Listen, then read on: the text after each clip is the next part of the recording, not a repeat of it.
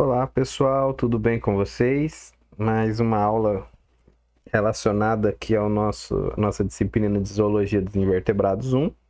Hoje a gente vai falar aqui sobre o nosso último filo, né, da nossa disciplina, os rotíferos.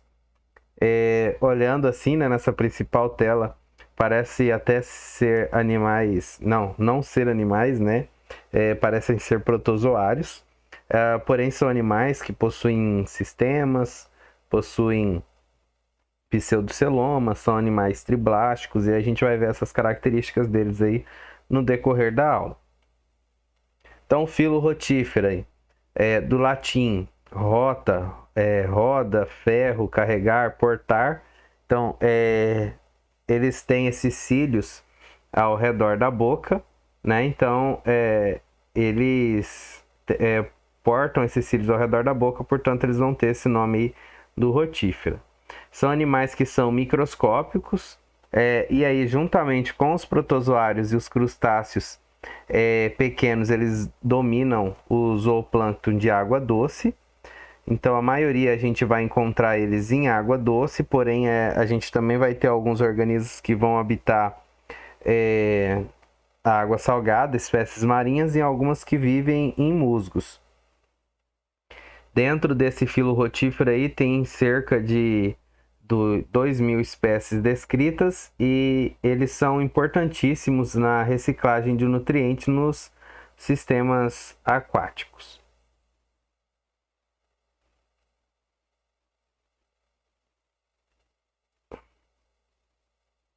A maioria, então, como eles são microscópicos, eles têm de 0,1 a 1 milímetro de comprimento, apenas um pouco maior que os protozoários ciliados, porém a gente vai ver que eles não possuem apenas uma célula e eles têm sistemas dentro deles.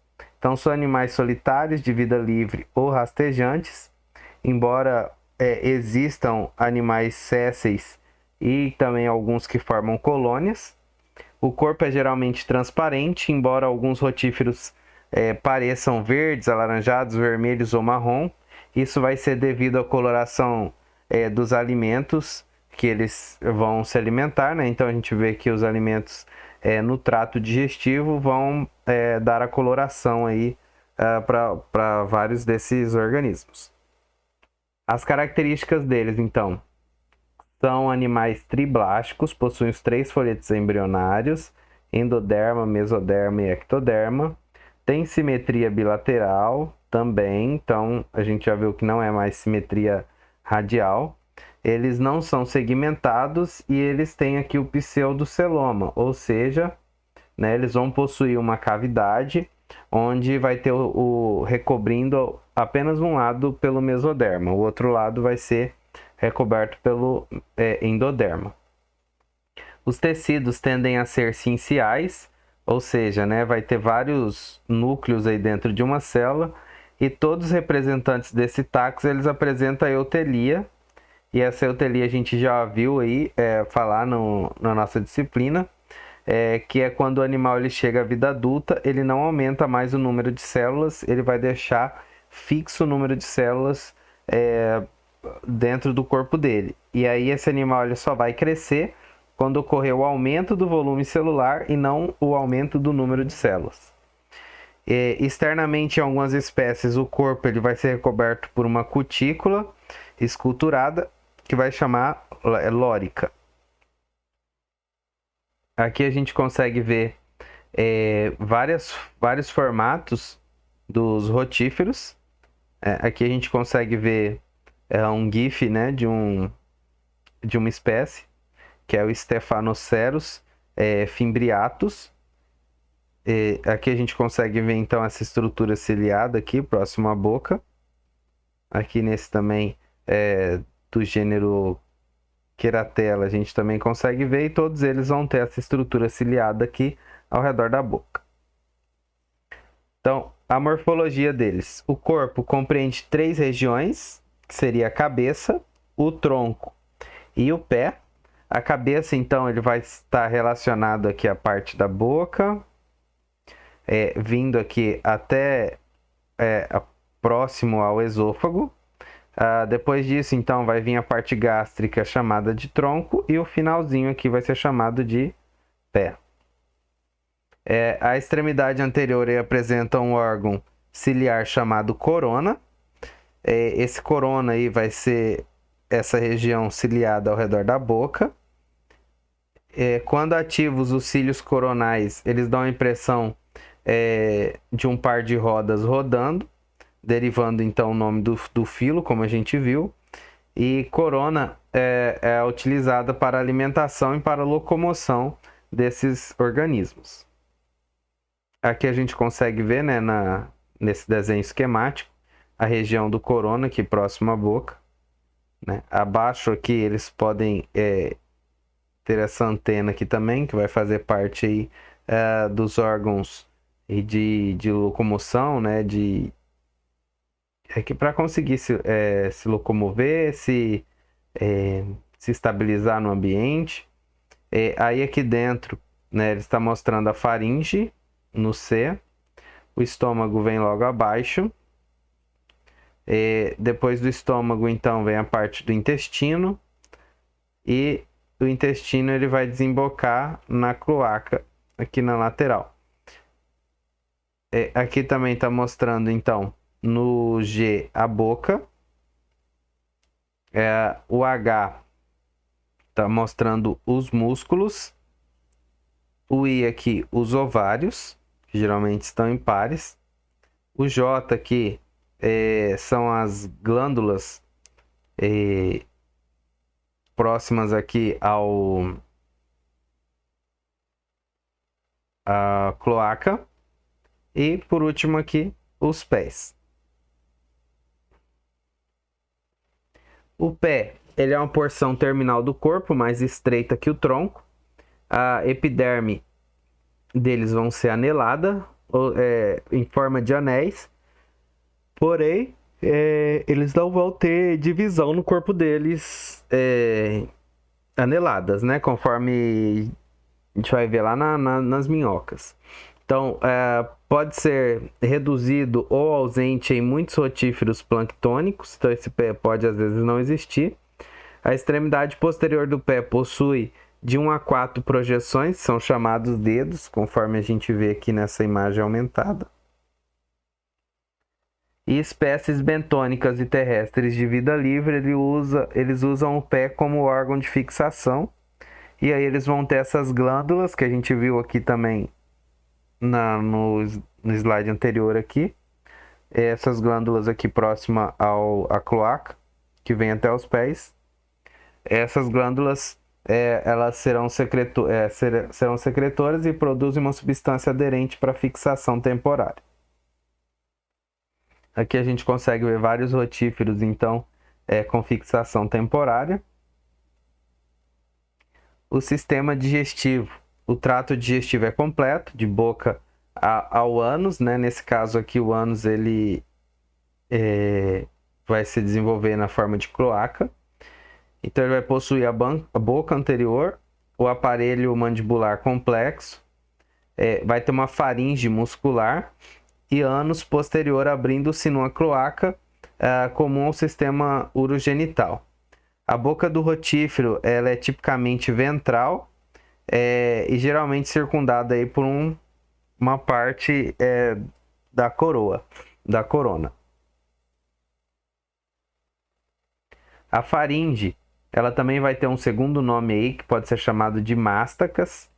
Ela é característica de todos os rotíferos e a sua estrutura ela é distintiva no filo. Esse mástax, ele geralmente é oval ou alongado e altamente muscular, com grandes peças internas interconectadas chamadas de trofos. Esses trofos eles vão ajudar, como a faringe ela é muscular, vai ajudar a triturar os alimentos. Né? Aqui a gente consegue ver então essa parte do mástax que fica aqui na parte do esôfago. Aqui a gente consegue ver então, né, a boca, faringe e aí a continuação da faringe aqui é o mástax. Aqui a gente tem o aumento do mástax, mostrando então a abertura para a faringe. E aqui a gente tem os músculos que vão ajudar aí nessa espécie de mastigação. E aqui os trofos aqui dentro, que são esses músculos também que vão ajudar aí nessa trituração do alimento. Os filtradores vão usar o mástax adaptado para moer, e os predadores vão usar esse mástax adaptado para capturar os alimentos. A nutrição. A maioria dos rotíferos, eles alimentam-se de material em suspensão, que são partículas orgânicas, e tem os predadores que vão ingerir outros organismos vivos aí, que são protozoários ou outros rotíferos também, capturando sua presa por meio de uma armadilha ou de sucção. Aqui a gente consegue ver então os rotíferos predadores, e aí aqui dentro do estômago deles, como eles são transparentes, né, a gente consegue ver aí eles se alimentando de protozoários ou de outros rotíferos. Aqui são as várias formas que eles têm aí, que a gente já até viu, né, no slide anterior. E aí vai depender muito, então, aí da sua forma para o seu trato digestivo. O sistema excretor, eles possuem tipicamente 2 protonefrídeos no pseudoceloma, um em cada lado do corpo, e eles são responsáveis pela excreção na forma de amônia. Conforme a gente viu aí, a maioria dos organismos aquáticos vão liberar a amônia como excreção. Cada protonefrídeo tem de 1 há muitas células terminais que descarregam no interior de um túbulo coletor. Aqui a gente consegue ver nessa imagem, então, as terminações dos nefrídeos. E eles ficam aqui fazendo as coletas, né, nessa lateral. Os túbulos coletores, então, são esvaziados numa bexiga que se abre na cloaca.